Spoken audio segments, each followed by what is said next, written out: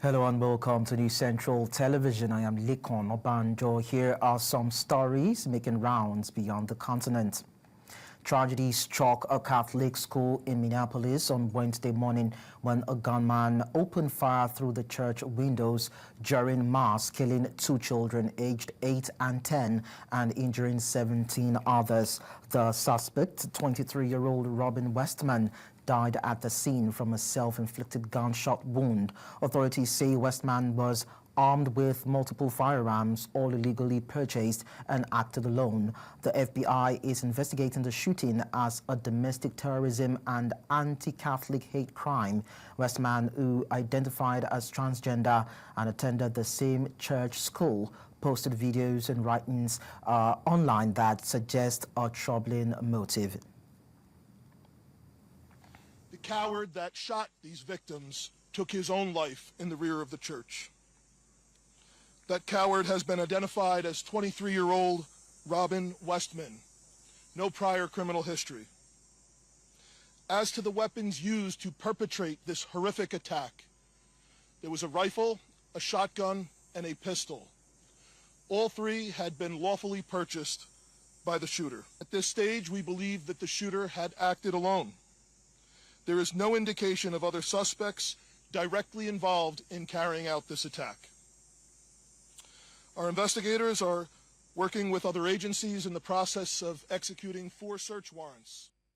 Meanwhile, community members gathered at the Academy of Holy Angels in Richfield for a candlelight vigil honoring the victims of the tragic shooting at Annunciation Catholic Church and School in Minneapolis. Mourners, including families, clergy, and local leaders, lit candles and shared prayers in a somber show of solidarity.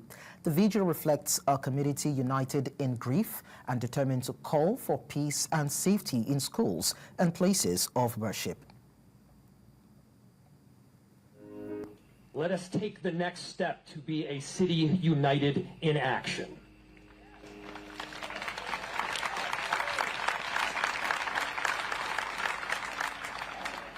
I think we've all felt the pain from the families, and we know that as a collective Minneapolis community, what we need to be doing right now is wrapping our arms around them.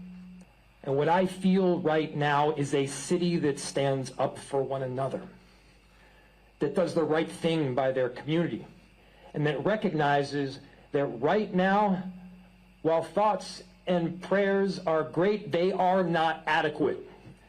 These children were literally praying at this moment. Well, joining me to discuss this is Global Affairs Analyst Ejike Okpa, who joins me from Dallas, Texas in USA. Thank you so much, Ejike, for joining us. Hey, thank you for having me. Another sad day in the life of our nation, and for those of you outside of America that are touched by this, it's one of those things when they happen. You said, will this be the last time? But oftentimes evil people do evil things. No matter what the safeguards we have, evil people still end up finding their way, to inflict harms. But we shall not give up. We shall not quit living. We just have to learn how to contain it, of course, deal with it, and then eliminate it if it's possible. Well, then, what does it even mean for this kind of shooting to be classified as an anti-Catholic hate crime and domestic terrorism? Well, the classification based on, FBI is when you target a people because of the color of their skin or their religious belief, that is hate. But if this were to be where it's a random shooting, somebody, shoots you in public, without identifying who you are, they just shot you because you happen to be at the wrong place at the wrong time. But when something is premeditated, that is, they thought it through. This gentleman or this awful individual, went to that school, and obviously he was a member of the transgender thing. Maybe something else was going on with him that nobody knew of until he acted in the manner he has done. So that is hate crime. When you single somebody out and kill them because of religious belief, or affiliation with a group or racial or ethnic identity, then that's hate crime in America. Now, talking about his gender tilt, Robin Westman, the suspect, just as you said, reportedly as a transgender, is said to be tied to the church school. Now, when a case as sensitive as this comes to the fore, how does this complicate the narrative and public response around those who are said to have some sort of a peculiar gender nuance? But again, nobody has a magic wand. We don't know what is going on in anybody's head. But obviously, he acted alone, and he was able to do what he did. Even if one person was killed, look at how the whole nation is gripped by that, and everybody's responding. He went to the school. Maybe when he was in the school, there's something that might have been said, by the Catholic Church or the Catholic school that somehow, affected him in the manner that caused him to not, say, I'm going to do something, because I think he left that school. He graduated in 2017. He's 23 years old, so you do the math. He was, 17, 18 when he left that school. And this is his farewell to us. I'm not saying that transgender people, end up doing what he's done. He's just one isolated case. But what he's going to do now is we're going to go back and start studying. I mean, we've studied stuff like this before. So far this year, there's about 44 shootings, 22 or so of them was in schools like this, and then the other was in colleges. You never know. You never know what evil people are thinking. That's just life. And no matter how the laws are put in place to deter and to punish, people still that are evil still going to find a way to inflict injury on us. So we as a society, home and abroad, just have to rally and stand up against evil. But will that evil end? Because of that, I hope it ends. But as long as there are more than one person on the face of the earth, you're going to expect evil. And because nobody can do it to themselves, somebody else is going to be the reason for them. They want to go do something. So that's where we are. The investigation so far has shown that he acted alone. Who knows? Down the road, somebody else might, be identified or implicated as having participated, encouraged, or nudged him on. We don't know that.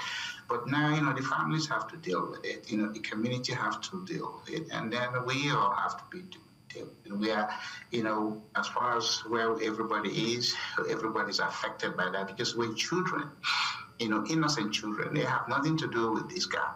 And he went in and just fired through the window and killed him. It makes every one of us shake their head. So does that mean that there are graver implications for issues around gun control, gun ownership, the provision of security in the U.S., provision of security for religious institutions, families, and schools?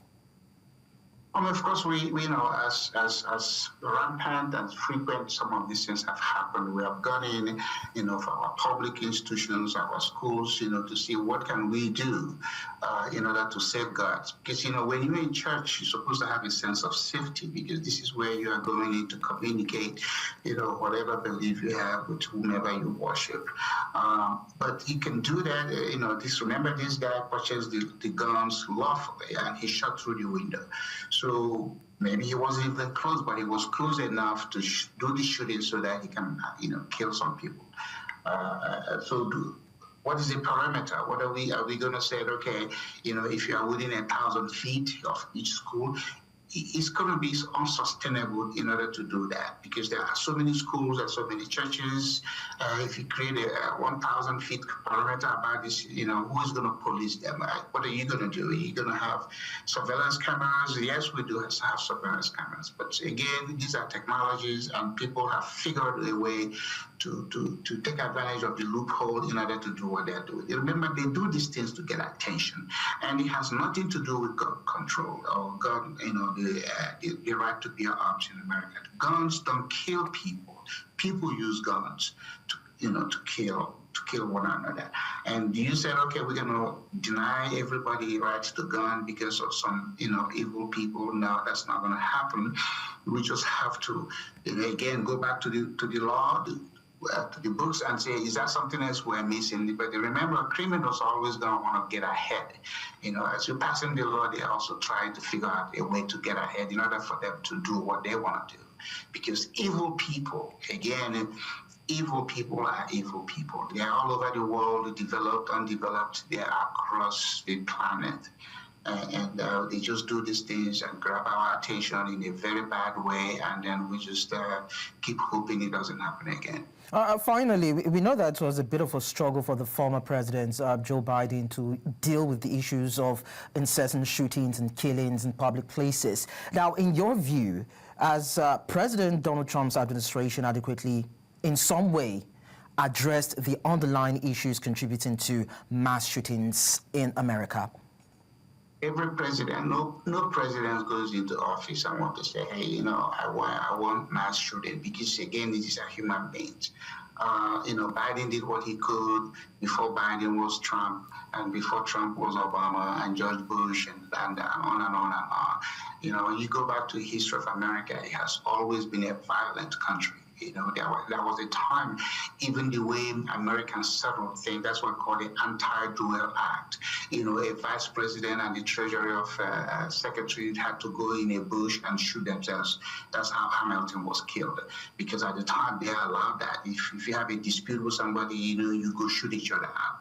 But then the Congress came back and passed a law that said we're not going to do that.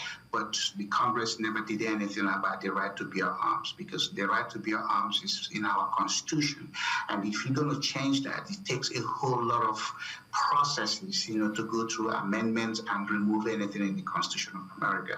So presidents come in from time to time when they're in office, and they speak to these things, and they try to find ways to for instance, if you have a criminal record, you're not going to be able to get a gun. But, if you still want to get a gun, there are people that will sell you an illegal gun, and so the law is what the law is. But back to what I have said earlier, you still have evil people that are determined, because what they're saying is, I'm going to die. But before I die, I'm going to make a statement, and that statement oftentimes is very negative.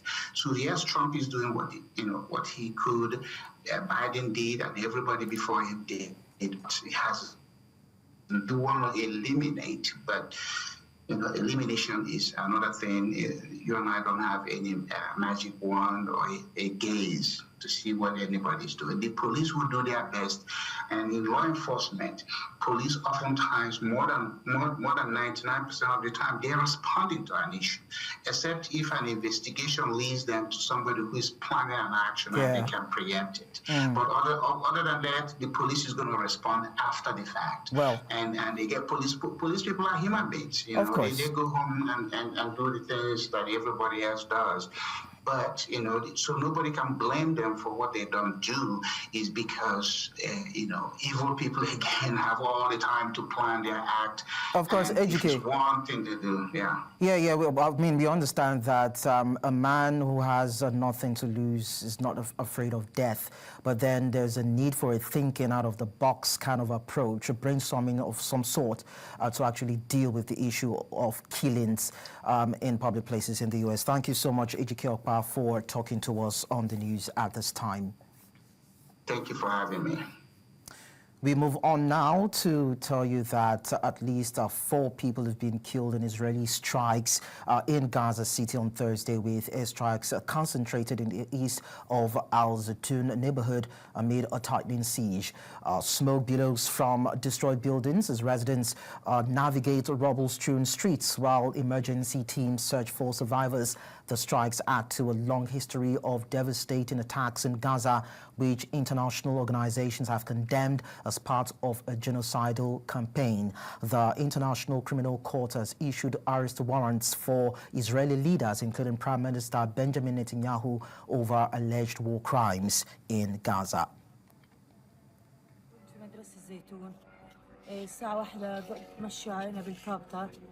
وطول الليل تفجير من الساعة 1 للساعة 8 كل جملة شبه يرموا علينا وأنا اتصابت وجوزي شظايا وابني أخذ إصابة في راسه. بفضل الله الحمد لله نجينا يعني، لكن كان في شهداء وإشي، وأنا حتى الآن مش لاقيني مأوى، وأنا قاعدة على باب المعمداني لحتى الآن. بس أنا رحمة الله ناشد الدول إحنا تقف معانا شوية تساعدنا. بس إحنا وين بدنا نروح؟ إحنا صامدين هون في غزة، يعني أنا ما طلعتش من أول الحرب بالمرة. بدنا نخلص، إحنا بدنا وقف إطلاق النار، إحنا بدنا سلام، إحنا بدنا نعيش بسلام. Meanwhile, the United Nations Secretary-General António Guterres has strongly condemned the ongoing violence in Gaza, describing it as an endless catalogue of horrors. He highlighted the vast destruction, with Gaza overwhelmed by rubble and casualties, raising grave concerns over potential serious breaches of international law. Guterres called urgently for accountability amid the devastating humanitarian crisis, stressing the need to uphold legal standards and protect civilians in the conflict. Yet more unconscionable Israeli strikes, including earlier this week at Nasser Hospital in Khan Yunis. One attack was followed by another, killing civilians, including medical personnel and journalists, who were carrying out their essential work, all with the world watching. I know so many of the reporters here, along with us, have lost their colleagues. These attacks are part of an endless catalogue of horrors. There must be accountability. Gaza is piled with rubble, piled with bodies, and piled with examples of what may be serious violations of international law. Hostages taken by Hamas and other groups must be released, and the atrocious treatment they have been forced to endure must stop. Civilians must be protected. And let's be clear, the levels of death and destruction in Gaza are without parallel in recent times. Famine is no longer a looming possibility. It's a present. Still in the Middle East, tensions. Journalists gathered in central London on Wednesday to rally in solidarity with their colleagues in Gaza following Israeli military strikes that killed 5 journalists earlier this week. The event, organized by the National Union of Journalists, also included a vigil to remember those who lost their lives reporting under dangerous conditions. Attendees, alongside pro-Palestinian protesters, called for stronger protection measures for journalists working in conflict zones. A letter demanding urgent action was delivered to Prime Minister Keir Starmer's office, urging the UK government to ensure safe access and security for media workers in Gaza and beyond. For any journalist, this sense of impunity that a country can kill journalists and get away with it. If it's Israel doing it in Gaza or Russia doing it in Ukraine, it just lowers the bar and it makes us all more vulnerable, and ultimately it means that it's going to be harder for the news to get out from these places, which will make it easier for armies to get away with war crimes. And imagine that keeping a tally of the dead is a horrific task. And we are here to honour and remember our colleagues who have been killed, as well as demanding the strongest measures for the protection of the surviving journalists in Gaza and everywhere else. But the vigil is to honour the memory of those who have given their lives to trying to report the truth. On Beyond the Continent, we go on a very short break. When we return, we'll tell you about a train crash in France. So stay with us.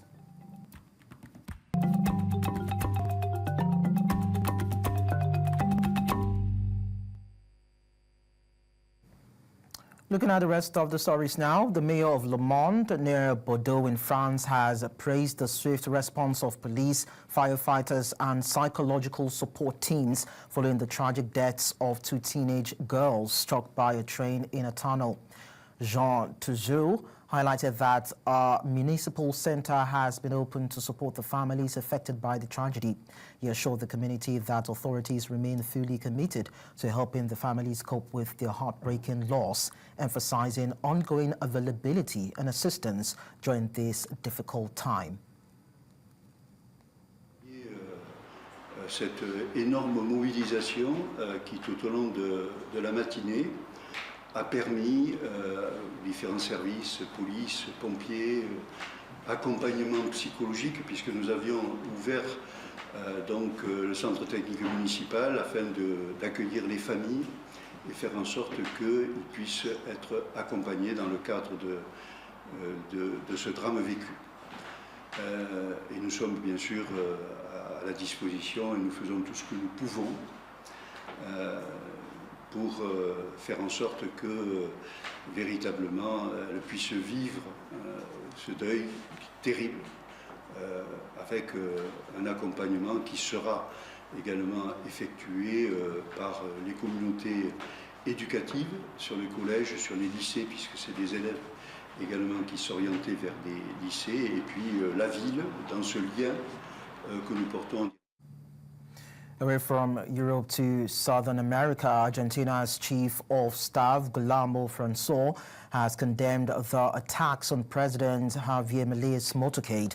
Milei was pelted with stones while campaigning near the capital, Buenos Aires, on Wednesday by demonstrators protesting a corruption scandal.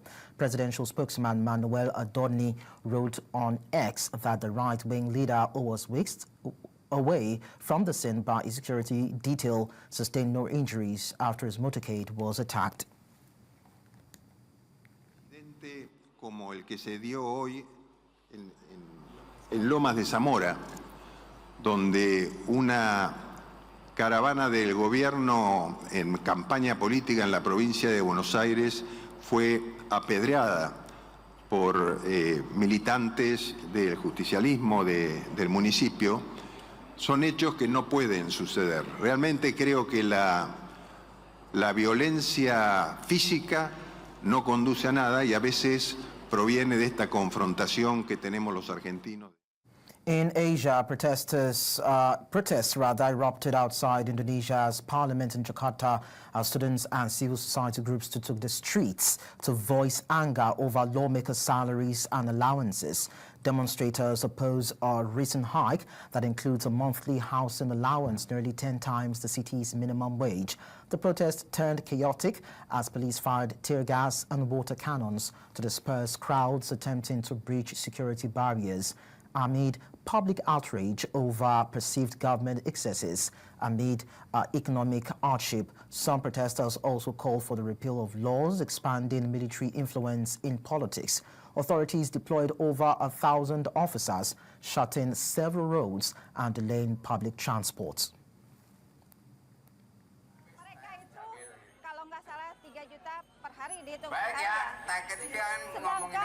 Masyarakat sendiri di Indonesia itu banyak yang masih kekurangan, masih berada di tahap kemiskinan. DPR listriknya siapa yang bayar? Pajaknya siapa yang bayar? Udah dibayarin, kita mau dibikinin lagi. Enak aja.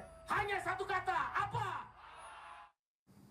And that's all on Beyond the Continent. Don't forget that you can send your eyewitness report to the WhatsApp number on the screen. And you can follow us on social media. We are at News Central TV. Watch us live on these various channels: DSTV 422, GoTV 23, Star Times 274, including Arvo TV and YouTube. Many thanks for watching. I am Likon Onobanjo.